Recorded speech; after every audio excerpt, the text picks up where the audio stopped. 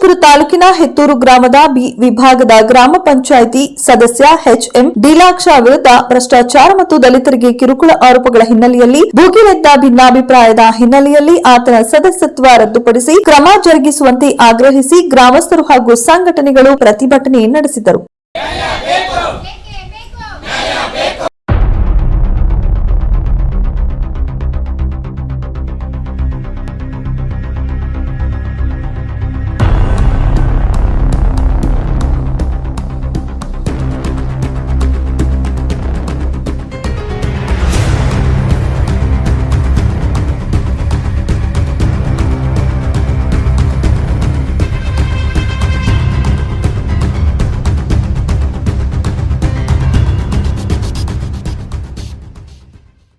ಘಟನೆಗೆ ಸಂಬಂಧಿಸಿದಂತೆ ಗ್ರಾಮ ಪಂಚಾಯಿತಿ ಸದಸ್ಯ ಡೀಲಾಕ್ಷ ಕಳೆದ 3 ವರ್ಷಗಳಿಂದ ಭ್ರಷ್ಟಾಚಾರದಲ್ಲಿ ತೊಡಗಿದ್ದು ದಲಿತರು ಹಾಗೂ ಮಹಿಳೆಯರ ಮೇಲೆ ದೌರ್ಜನ್ಯ ಎಸಗಿದ್ದಾರೆ. ಅಲ್ಲದೆ 2023 ಹಾಗೂ 24ನೇ ಸಾಲಿನ ಅನುದಾನವನ್ನು ದುರುಪಯೋಗ ಮಾಡಿದ್ದು ದಲಿತರಿಗೆ ಸಂಬಂಧಿಸಿದ ಯೋಜನೆಗಳನ್ನು ಅನುಷ್ಠಾನಗೊಳಿಸಲು ಅಡ್ಡಿಪಡಿಸುತ್ತಿದ್ದರಲ್ಲದೆ ಜಮೀನು ಮತ್ತು ನಿವೇಶನ ಯೋಜನೆಗಳಲ್ಲಿ ನಡೆದಿರುವ ಅಕ್ರಮಗಳಲ್ಲಿ ತೊಡಗಿಕೊಂಡಿರುವುದಲ್ಲದೆ ಗ್ರಾಮದಲ್ಲಿರುವ ಸಾರ್ವಜನಿಕ ಸ್ಮಶಾನಕ್ಕೆ ಹೋಗುವ ರಸ್ತೆ ನಿರ್ಮಾಣಕ್ಕೆ ಅಡ್ಡಿ ತರುತ್ತಿರುವ ವಿಷಯವೂ ಸೇರಿದಂತೆ 10 ಹಲವು ಆರೋಪಗಳ ಪಟ್ಟಿ ಮಾಡಿ ಪಂಚಾಯಿತಿ ಸದಸ್ಯನ ಆಡಳಿತ ಶೂನ್ಯವಾಗಿದೆ, ಲೋಕಾಯುಕ್ತ ವರದಿಯನ್ನ ಆಧರಿಸಿ ಈತನ ವಿರುದ್ಧ ಸೂಕ್ತ ಕ್ರಮ ಕೈಗೊಳ್ಳಬೇಕು ಎಂದು ದಾಸಂಸ ಮುಖಂಡ ಕುಮಾರಯ್ಯ, ಪತ್ರಕರ್ತ ನಾಗರಾಜ್ ಹೆತ್ತೂರು ಹಾಗೂ ಗ್ರಾಮಸ್ಥರು ತಹಶೀಲ್ದಾರ್ ಮತ್ತು ಅಧಿಕಾರಿಗಳಿಗೆ ದೂರನ್ನ ಸಲ್ಲಿಸಿದ್ದಾರೆ.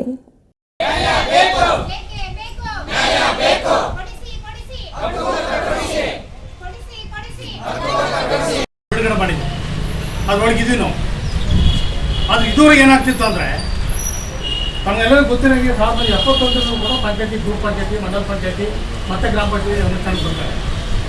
ಇಲ್ಲಿ ನಾವು ಬಡತನದ ಅರ್ಜಿನಲ್ಲಿ ಏನು ನಮೂದು ಮಾಡಿದ್ದೀವಿ, ಮನೆಗೆ ಹುಡುಗರು ಅಡಿಗಿದ್ದಾರೆ, ಆಕ್ಷೇಪ ಮಾಡಿಲ್ಲ, ತಪ್ಪು ಒಳ್ಳೊಳಗೆ ಒಪ್ಪಂದ ಮಾಡ್ಕೊತಾರೆ. ಯಾಕೆಂದ್ರೆ ನಮ್ಮೂರು ನಮಗೆಲ್ಲರಿಗೂ ಗೊತ್ತಾಗ ಇವರು ವಿಚಾರ ಅಲ್ಲ. ನಾವು ಉದ್ದೇಶಗಳಿಗೆ ಯಾವುದೇ ಕಾರಣ ನಾವು ಕಳಿಸೋದಿಲ್ಲ, ಉದ್ದೇಶ ಇದ್ದೇ ಕಳಿಸ್ತೀವಿ.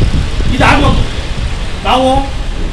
ನಾವೇನು ಬೇರೆಯವ್ರು ಕೇಳಕ್ ಬಂದಿಲ್ಲ. ನಾವು ಇರೋದು ಒಂದು 2 ಗುಂಟೆ ಇದಕ್ಕೆ ಮನೆ ಇದು ಮಾಡಕ್ ಹೋದ್ರೆ ನಾವು ಯಾಕೆ ಎಲ್ಲಿಗೆ ಅಂತ ಹೋಗೋದು? ನಮಗೆ ದುಡ್ಡಿಲ್ಲ, 5 ಪೈಸೆ ದುಡ್ಡಿಲ್ಲ ನಮಗೆ. ನಮ್ಮ ಮಕ್ಳ ಹಾಸ್ಪಿಟ್ಲಿಗೆ ಕರ್ಕೋಕೆ ನಮಗೆ ದುಡ್ಡಿಲ್ಲ. ಆ ಪರಿಸ್ಥಿತಿಯಲ್ಲಿ ಆಗಿವಲ್ಲ, ನಾವು ನೀನು ಬೇರೆಯವ್ರು ಕೇಳಕ್ ಬಂದಿವ? ಯಾವುದೂ ಇಲ್ಲ ತಾನೆ. ನಮಗೆ ಏನು ಹಕ್ಕು ಬಂದ್ರೆ ನಮಗೆ ಕೊಡಿಸ್ಲೇಬೇಕು, ಇಲ್ಲ ಕೊಡಿಸ್ಲೇಬೇಕು. ನಾವು ಎಷ್ಟು ಸಲ ಬರೋದು, ನಾವು ಕೂಲಿ ಮಾಡ್ತಾ ಇರೋದು. ಮಾಹಿತಿ ಕೊಟ್ಟಿದ್ದಾರೆ, ಲೋಕಾಯುಕ್ತರು ಬರಲಿ ಮೇಡಮ್, ದಯಮಾಡಿ ನೀವು DC, ತಹಶೀಲ್ದಾರ್, ನೀವು AC ನೀವು ಒಟ್ಟಿಗೆ ಬರಬೇಕು ಆ ಸ್ಥಳಕ್ಕೆ. ನಮ್ಮ ಬದುಕು ಉಳಿವೊಳಗಿನ ಪ್ರಶ್ನೆ ಇದೆ ಅಂತ ನಾವು ಹೇಳಿದ್ವಿ, ಅದು ಒಪ್ಪಿದ್ದಾರೆ. ಈ ವಿಚಾರವಾಗಿ ನಮ್ಮ ತಂಡಿಗೆ ಯಾರು ಬರಬಾರ್ದು, ನಾವು ಯಾರು ತಂಡಿಗೆ ಹೋಗ್ಬೇಕಲ್ಲ, ನಮ್ಮಲ್ಲಿ ಆ ಶಕ್ತಿ ಇಲ್ಲ.